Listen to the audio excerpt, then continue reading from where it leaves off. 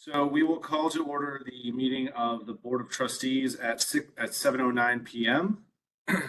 And I believe tonight, and confirm in the room, but we fortunately do not have a quorum tonight. We only have three trustees in attendance. So we will not be able to vote on anything tonight, but we will go through, get the reports from, share out relevant information, but we will not be able to vote on anything this evening. So first item of business is public comment. Is there any, I'm assuming there's none in the room. None on the call. We'll table item number 3, the approval of the minutes. We will push that to next month, our meeting next month when we do have a quorum. So with that, we will go into the chairman's report. The primary thing I would like to report out on is we do have a new member in attendance today. I would like to welcome May Bayer to the Board of Trustees. We are very excited to have you. Welcome to the board, May. Do you want to do a quick introduction? Sure, thank you. I'm excited to be here. My name is May. I have lived in Fairfield for 3 years. I have a 1.5-year-old son and a second on the way. So we're big library users since we moved here. We love all the children's programs and just what a great resource it is for the community. So I'm excited to be a part of the board. My professional background is in fundraising, specifically fundraising events. So hopefully I can bring some ideas to the table there, and that's helpful. And looking forward to being part of the group. Thanks for having me. Fantastic. Thanks so much, May. We'll be having some meetings over the course of the next month to just get you, up to speed with everything. We'll set some time to meet between you, me, myself, me and Scott, so we can review and talk about the responsibilities of the board more in depth. But very glad to have you here. Thank you. All right. With that, we'll move on to the library updates. Scott, I'll turn it over to you. Sure. So in September, we announced our mascot, the Fox, to much fanfare. The Library of Things is on hold due to concerns expressed by the town CFO. For Library Card Month, anyone referred to as a new card holder got a card magnet. So you might see those around town. And we welcome the after-school crowd, a high volume of 9 to 12. Can I ask a question on the Library of Things? Yes. On hold indefinitely? Is there I don't know how much trouble I'm in, so we will. Okay. We will find out. Find out. We'll find out. Update next one. Next, yes. Stay tuned to the next board meeting. Great question, though. Woods adult staff hosted Broken to Beautiful, a program to help patrons fix broken jewelry. I love that. Very popular. The Down Under, the teen space of Woods, is open and teens are having a blast, creating digital art, playing Dungeons and Dragons, and competing in board game tournaments and trivia, crafting, gaming, and doing homework, and just hanging out. At the main library, 3rd through 5th graders celebrated community heroes with a visit from the Fairfield Police K-9 unit, and I am mad I missed that. Circulation created a display to promote newly added circulation of jigsaw puzzles. So we are sneaking some Library of Things out there. It's the bigger things that there's a concern. IT department is finally caught up on their email. They were out for several months and migrating several services to the town's new servers. Our most popular social media post was on Facebook, and it was a goodbye to beloved staff member Linda Quinn that got 416 likes. There were 5 incident reports, which is lower than the previous months. None of them required emergency services, so that was good. That's a positive. The library has begun removing signs from library property, as is town policy, which has gotten a little bit of pushback, but we're working with people who are holding their signs if they want to get them back. And then there were yellow jackets discovered in the reference room for just, biblical plague-like issues that we have been having. So this time it was pestilence in the woods coming through the skylight, but that was taken care of by DPW, and one of our custodians was really on top of it. The 2023 tax season, we did 666 returns, which is almost 20% growth over the previous year, getting about $370,000 in credits to clients who came through this program, which I think is fantastic, and saved them $180,000 in commercial preparation fees. I am now the secretary for the Fairfield Library Administrators Group. Was an interesting job. Hmm. And in September, just to get a little bit into statistics, we were asked by the trustees to compare our statistics to pre-COVID years. And for May, the reason I have to make a lot of jokes about biblical issues is we've had a flood, we've had insects, so that's the joke. So we explained the last meeting, we could not go back to 2019 due to the flood, but we did agree to compare our numbers to 2018 with several caveats. Programming attendance is actually up 23% over 2018. So that's really easy, clear numbers, and I think the staff actually do a better job of collecting those numbers. So I think those are actually fairly accurate. Now, visits are down.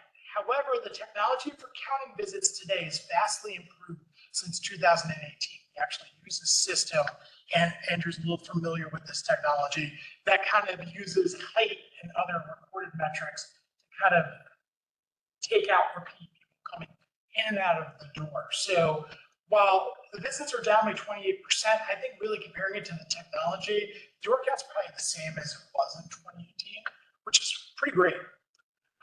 And it's, Sensors, that company says they are 97% accurate. So we follow the sales pitch, they're much better where we were in 2018. And while not at pre-pandemic levels regarding circulation, we're 15% over 2018, which is actually better than what was predicted by library administrators. So we were expecting 8 to 10% reduction every year for the next few coming years. So that number actually was a pleasant surprise, but that's when incorporating all formats.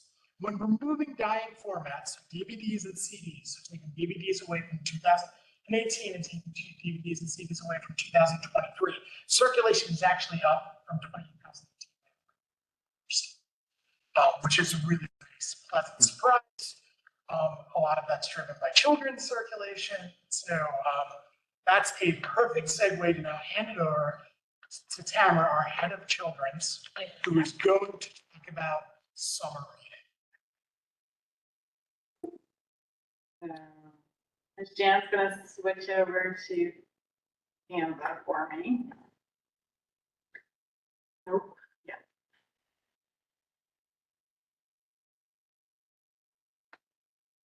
I can see it.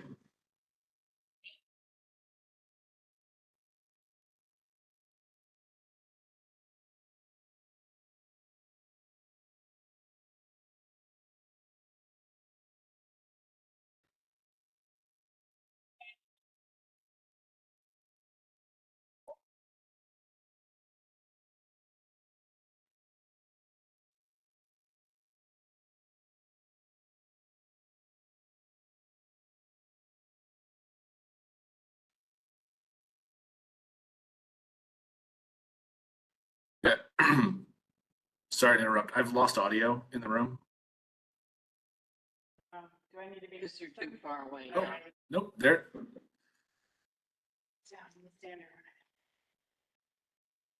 Can you hear me now?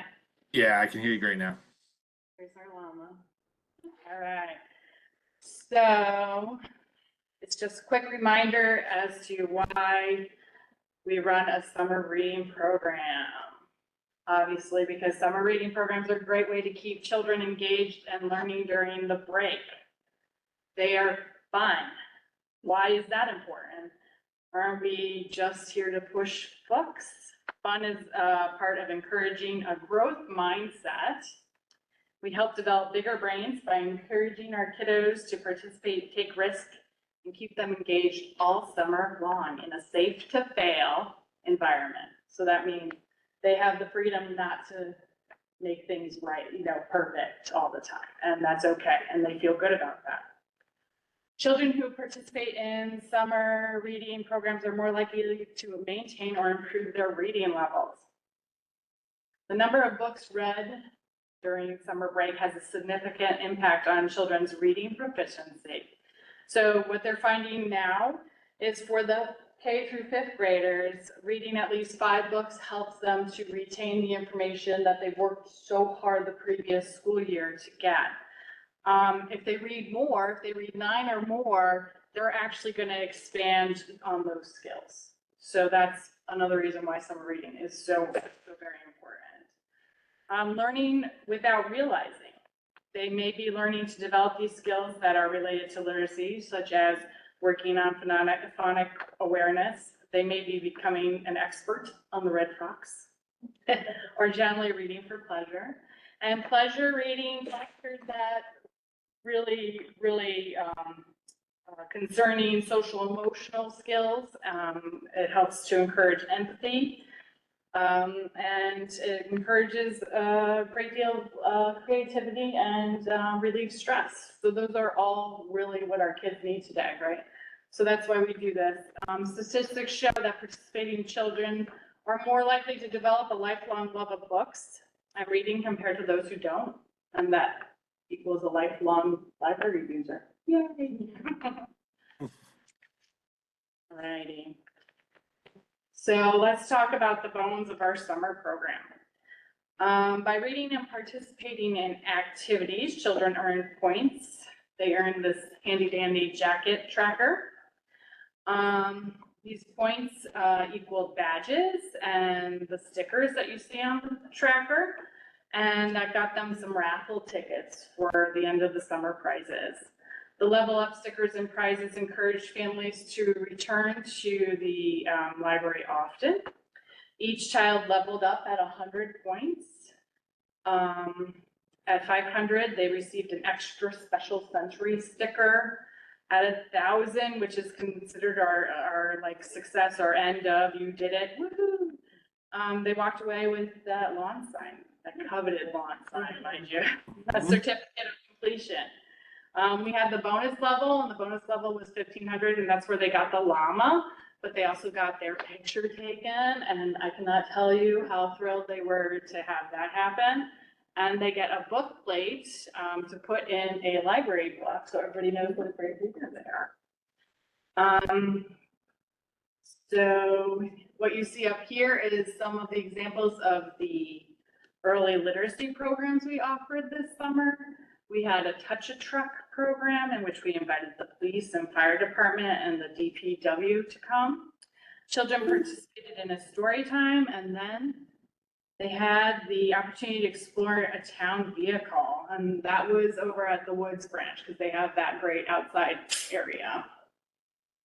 We also partnered with the Fairfield Museum, and that's in the middle. You see Miss Karen doing her Sing Me a Story. And the Parks and Rec over here on the Sherman Green to bring Sing and Stomp. And then, of course, we had our regular story times inside. Story times are always sold out, aren't they? Oh, yeah. Yeah. With the waiting. With the waiting. And what age do we have story time in? We have them for 0 to 5, and then they're broken down. So when you have the general ones at the Sherman outside ones, those are 0 to 5. When you see down at the bottom here with the, Christine with the bubbles, that's going to be our toddler program or our wobble program. So they're probably about 18 months. So we do have some that are dedicated to certain ages, so we can really hone in on ages and stages. We have baby time, toddler time, preschool time, and the wobbles. And then we have general, so we can reach the masses and make sure everybody gets to have the same opportunity. All right, we're gonna go to the next one. So this is our K through 5th grade program. We invited a few people in this year, which we don't always do, including author Valerie Bowling. She's down there in the corner, other side. There you go. She was excellent. She worked in education before becoming an author, and she did a great presentation. We had the Connecticut Saber Guild, who was up at the top, and that's Star Wars. Very popular. We worked on our lightsaber skills. We also had the children's authors, Caroline and Catherine Brickley, which are on the opposite, yep, over there. And they helped the kiddos write their very own picture books. And they're getting ready to circ. So they'll be available for checkout. Our ever popular escape room was highly requested to happen again this year. And that's right in the middle there. We offered a new storing setup in which 200 people helped woodland creatures find their voice and defeat the evil Ravenlock. Our families who were unable to make it to our weekly programs, we offered DIY kits that we put out every Saturday for pickup at both libraries. And they followed along at home on a video that was made by one of the staff members as well. Patrons completed a total of 1,200 DIY kits. We had school nights where we invited the schools out. Each school was recognized. Everyone who played book bingo, including adults, walked out with a book. So there was a lot of happy people. We're going to go to the next page.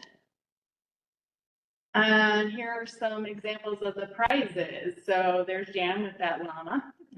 And then we have the bag prizes. Those are the historically the prizes we had handed out.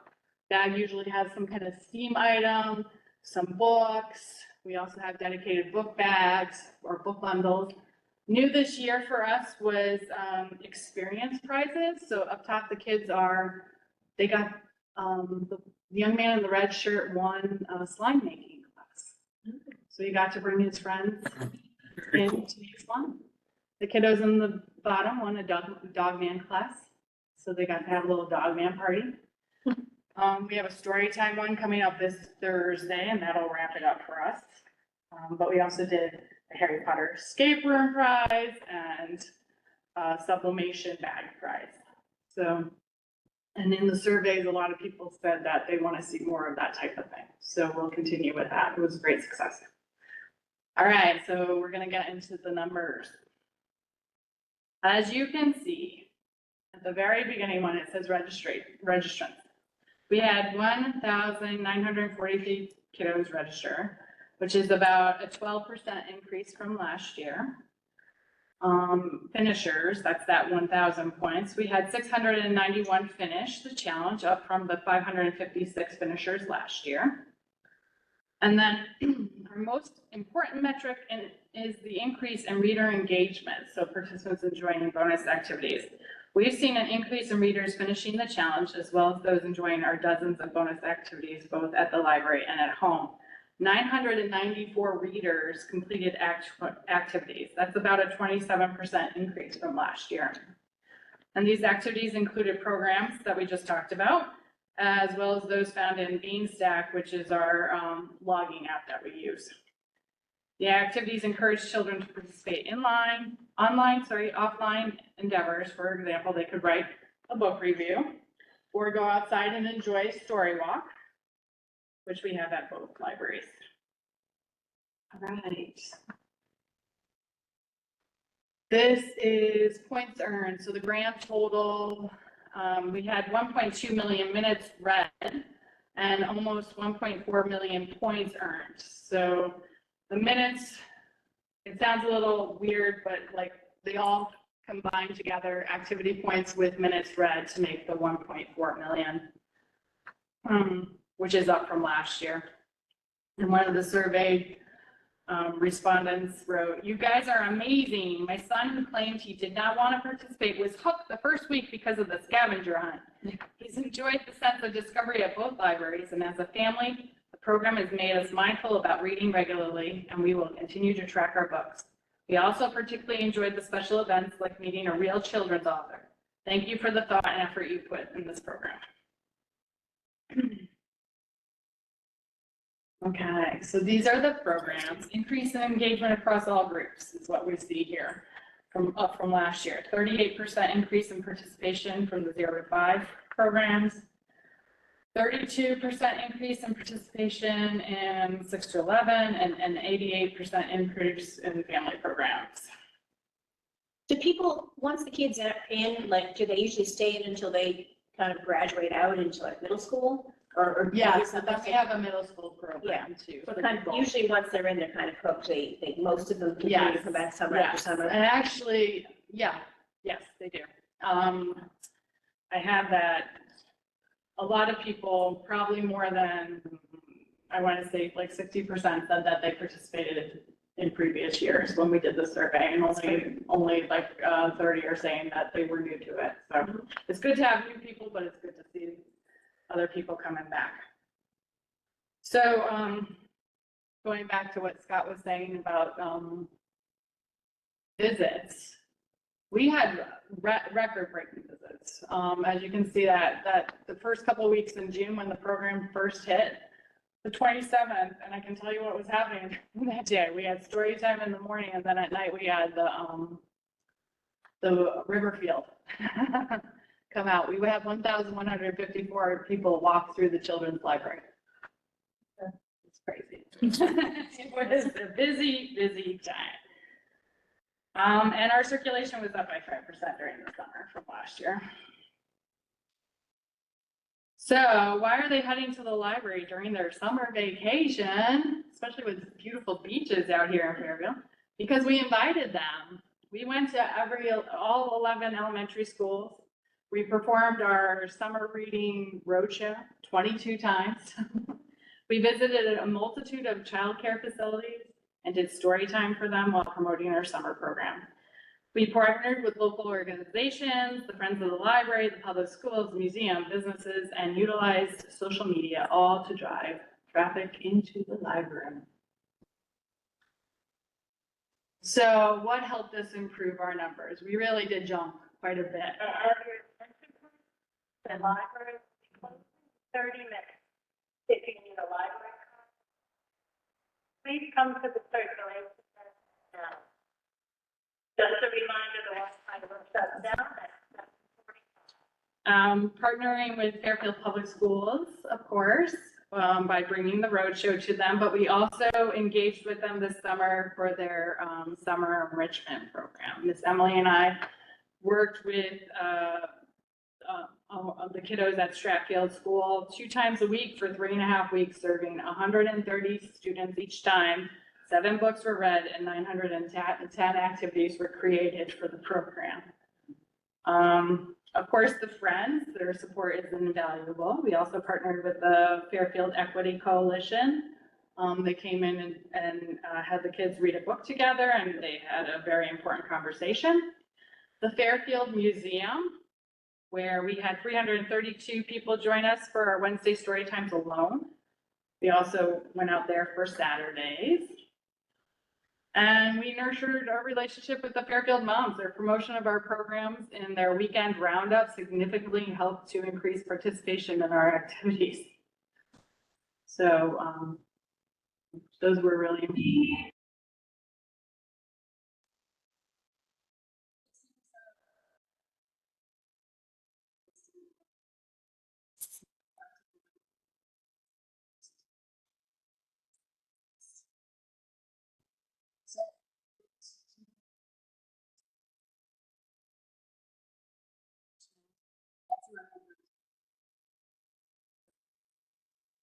Stated our digital library.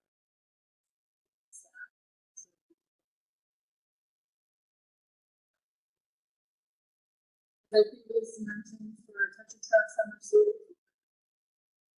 To bring vehicles to the branch library.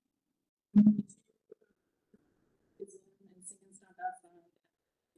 Expanding our reach, not and marketing services to new individuals who just come across us on a beautiful day. We also nurtured that relationship with the Fairfield. Expand the reach. So.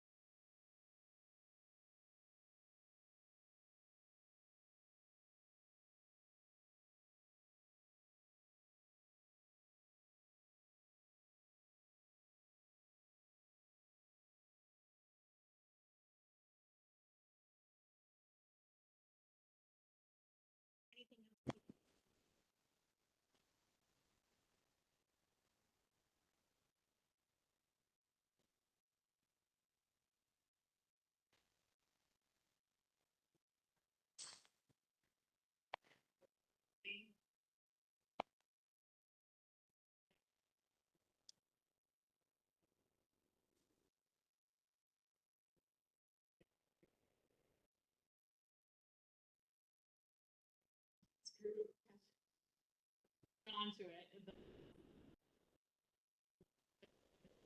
That she, Jolene, that and she's like, there when we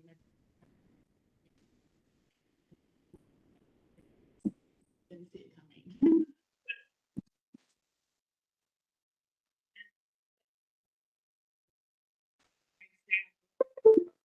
Because we were down a person. So we really came through and made it happen. So, you know, it was job well done. But marketing, definitely marketing, always, right? Great. You know, I'll Fantastic. perspective of a library director, I have never seen such a well organized, laid out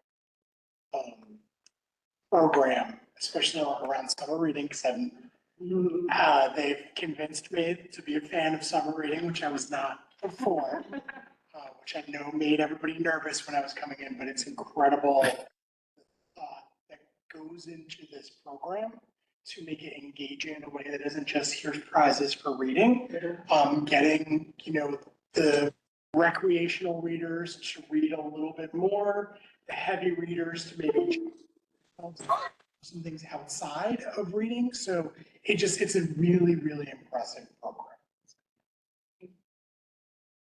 Thank you, everyone. Fantastic. Thank you. Great job. Thank you. Have a good night. Thanks a lot. Thank you. No, that is, it is fantastic. And it is one thing that, you know, I definitely hear a lot from my friends that are with children. There was a lot of excitement about the summer reading program, as I think I've mentioned previously, but no, wonderful, wonderful stuff. All right, moving on to our next, we'll table item number 6, the policy review for the FPL gift policy. We'll table that for next month when we do have a quorum. At this point, we'll go into the committee/liaison reports. Space planning, Jan, I saw the chairs in the circulation room, in the periodics room, fantastic. They look amazing. It was a packed room, by the way, when I went in there, so couldn't even test out any of the chairs. But no, it looked great. Very excited about that. I think that's going to be very, very well received by the public. Any other things to mention with regards to space planning?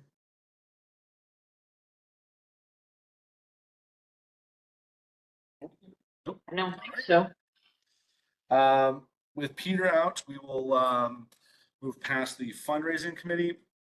With regards to the ad hoc bond committee, Scott and I had discussed potentially we had a short gap in a month between our 2 meetings, but we'll set time in October and May. We'll do some of our onboarding stuff at the Fairfield Woods Library, just to get over there and walk around. So you can also see that, you know, we'll talk through that, you know, what's going on with that, just so you're aware of some of the conversations. But we'll set time for myself, Chris, Scott, and Aaron to meet over there and do a walkthrough to discuss ideally with Nancy, the items that need to be addressed as part of this and what the scope of that will look like.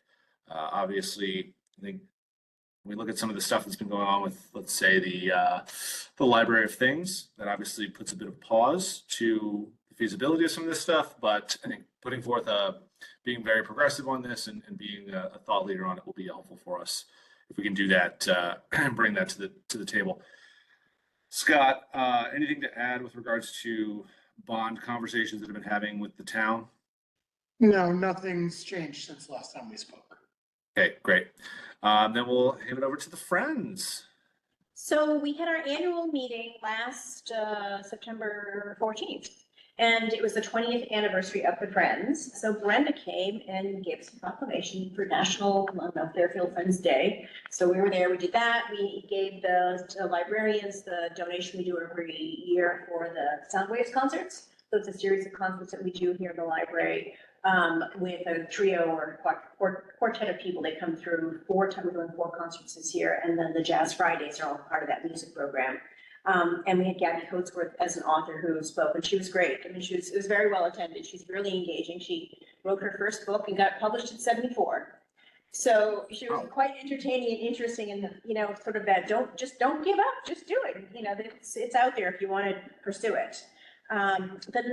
Yesterday, actually, we had Jen Butler's fall fashion show here at the library. So Scott and the guys quite nicely set up the whole gallery. So we've been doing her fashion show. Jen is a local designer who lives in town. She's up near Greenfield Hills. And so she does a spring and fall fashion show here, and she showcases her own designs, and then, you know, you can go after and order them, but she donates all proceeds. There's a suggested donation, and all the proceeds go directly to the Friends of the Fairfield Public Library. And then she often chooses a specific project to fund. So a lot of the teen furnishings have come courtesy of the fashion show money from Jen. So that was good. We had about 55 people there yesterday. Everything went smoothly, some beautiful clothes. If I ever need to get a custom gown, I know where I'm gonna go. And then the last thing is that the week of October 15th to 21st is National Friends of the Libraries Week. So we'll probably have a table up to see if we can increase membership. You know, as always, we're looking for people to join and sponsor our events and help along with things. So we'll have something here in the library. And then the current exhibit in the gallery has also got some beautiful artwork. That's been very well received. I think we're due a new changeover at the end of this month, right? September, maybe November. Just announced. Yeah, so there'll be a new show. So pretty much every 6 weeks, in the gallery downstairs, we have a gallery manager, and they have a committee that curate and select artists. And so we turn them out once a year. We do a community show where we open it up to people in town. There's a limited number of space, so we're talking about trying to extend that a little bit more and get some more participation. So that's all moving well. And they sold a couple of paintings from last, I think we sell at least a painting every show, but the last one sold a couple. We're thinking, because we're a nonprofit, we've heard that the Greenwich Art Library, which is an art gallery, they do twice a year a tax-free night. And it is legal with the state of Connecticut for nonprofits, for what we do, to be able to do the same thing. So we can get people to save the 6.5% on tax. So we may wait for, maybe do it on maybe the community night would be a good one, because we have lots of people who are looking to buy things, and, you know, a little 6% discount's kind of nice for people. So we'll look at a smart way and the appropriate shows to incorporate that in. And we had a new board member who joined us, Karen Fox. So she's now going to be a member of the Friends. And other than that, that's about what we have going on. Great. Good stuff. Fantastic. All right. And then with the website redesign, Jill is not here for this, but I believe it was, the RFP did go up. Scott, any updates from that since it has gone up? The RFP is out. We've received 3 or 4 questions from about the 8 vendors that we've sent it out to. So I think that's pretty good. That shows at least half of them are interested in responding to the. What's the deadline? I have to look, because we moved it up by a week. So I'll get back to him. Okay, sure. Yeah. All right, we'll figure that one out. Yep, share that one back. Great. All right, then on to the treasurer's report, Aaron.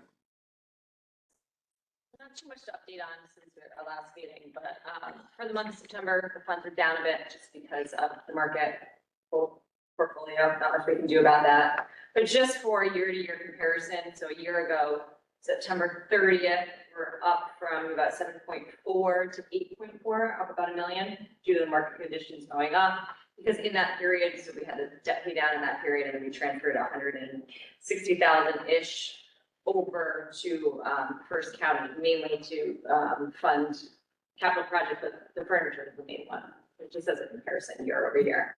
But Janet, if you want to talk about, I don't think we paid that in place, is that correct? No. Yeah, okay. Just So have it. I just went in there to check today, I saw the money's still in there, but Yeah. I'm probably 30 days paying from it. delivery, whatever it may be. Okay. So nothing else on my end. Oh, changing my mind. Oh. The claim from the insurance policy, so we had a donation. that we did Yes. this Meeting. I was dragging my feet a bit on signing because I thought I needed it notarized. It was actually in my office last week. Had a notary ready to go. She had all the supplies, and I read it. It said only if it's over $100,000. So I didn't need it notarized, signed it. But Andrew it does say it's a mandatory secretary signature or equivalent. So I signed below that, but hoping you can just jump in as chairperson. Yeah. Should be all set with that. Yep, I can do that. I'll, Remember this afternoon. yeah, I'll see if I can, I think my brother and sister-in-law have a printer and a scanner, so if I can do that, I'll sign it and scan it and send it back. Right, then we should be all set with that. Janet can send that back to the insurance company. Sure. Okay. That's it. Great. The RFP response deadline is October 16th. Okay, so 2 weeks from today. All righty. All right, moving into new business. Unfortunately, because we do not have a quorum, now that we can't vote on either of these items, Scott, remind me when is the staff development day? To October 20th. October 20th. We keep wanting to say 19th. October 20th. So we will Okay. figure something out. Yes, let's you and I talk outside of the meeting, just timing stuff and what we can do from a board perspective. Okay. And then with regards to old business, it is the draft meeting schedule. We have to vote on that next month. So I believe, yeah, the only thing I would say, May, just take a look at it. It's in the packet, so just take a look at it. And if you have any questions, let us know. And yeah, when we don't have to vote, there's not a lot to talk about. So we have a number of things. So November, our next meeting is, Please check out all material now. so our next meeting, we will cover off a number of various items on here. But with that being said, are there any other items we have not discussed that need to be discussed on tonight's meeting? Yep. All right. Well, with that, as we are in process wise, I can't remember, Scott, do we need a vote since we can't vote on stuff technically? So we just have to stay here forever. Yeah. All right. Well, with that, we will adjourn our meeting at 7:47 p.m. Thank you, everyone, for your time. May, welcome again, and looking forward to having you on the board. Thank you, you too.